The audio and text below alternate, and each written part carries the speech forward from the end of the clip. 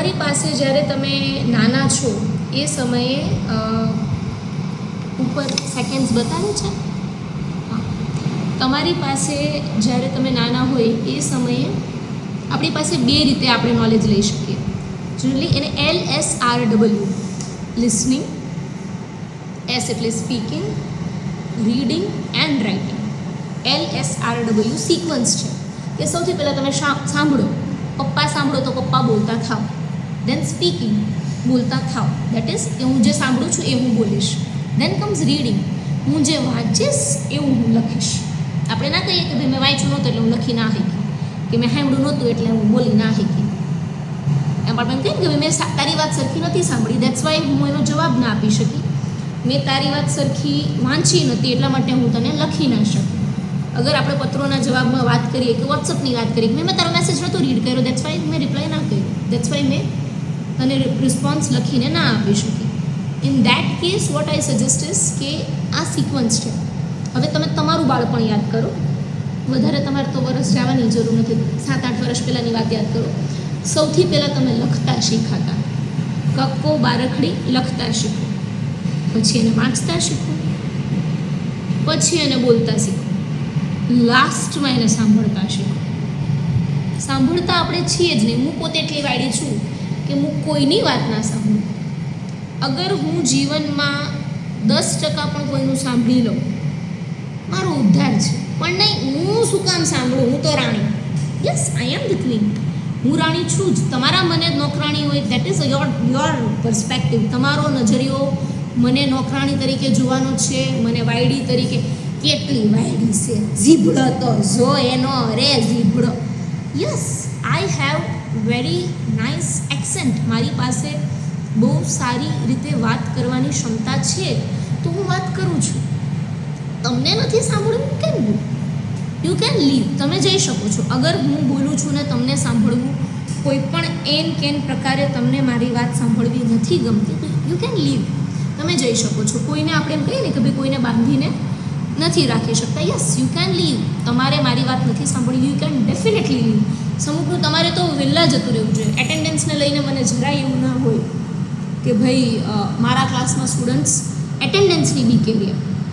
કેટલા સ્ટુડન્ટ્સ હોય કે જે બા ના કરે, પેટમાં દુખે, માથું દુખે, એને ક્યાંક ને ક્યાંક દુખાવો હોય જ. એવું અધિકારીને છાજે આવું સો માથું દુખે, આ દુખે, તે દુખે, કિડનીમાં દુખે, કિડની અહીંયા દુખતી હોય, મેડમ મને જોરદાર કિડનીમાં દુખે છે. કિડની ક્યાં હોય? આ સાઈડ. મેડમ મને અહીંયા છાતીમાં દુખે, એને પેટમાં દુખવું કહેવાય, ઠોઠળા. બટ ઓબ્વિયસલી જ્યારે તમે કોઈને હોશિયાર કહી શકતા હોય ત્યારે તમારે એને હોશિયાર કહેવું.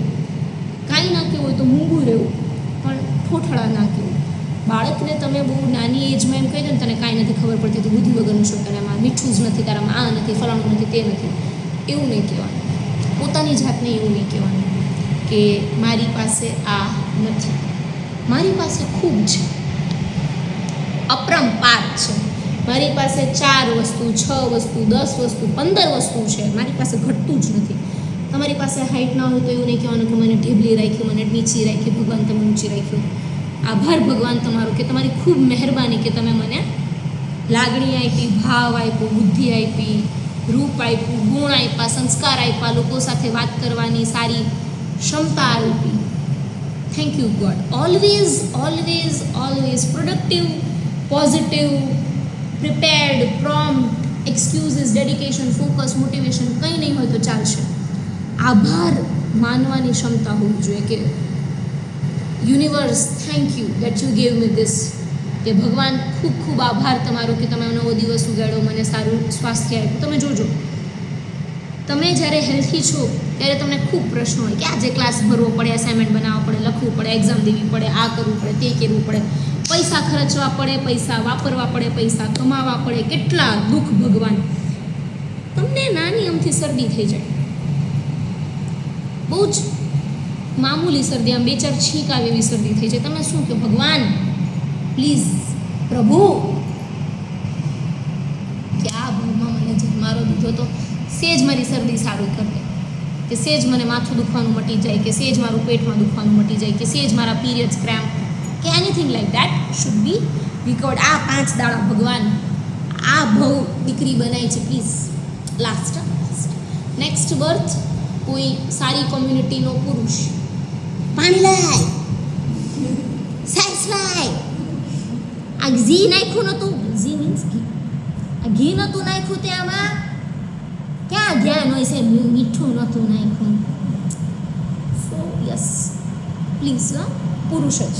मेरा हो गया है, मैं इक्वलिटी नहीं चाहती हूँ. पुरुषो ઠોઠડા અભણ ગમે તેવા હોય, સ્ત્રીઓ ગમે તેટલી હોશિયાર હોય, પુરુષો ગમે તેટલા હોશિયાર હોય, શાણા હોય, બુદ્ધિશાળી હોય, આ અગલા ભાવ પુરુષ ही બનાના. ક્યુટ છું પહેલેથી, પ્લીઝ પહેલેથી ક્યુટ છું. Thank you.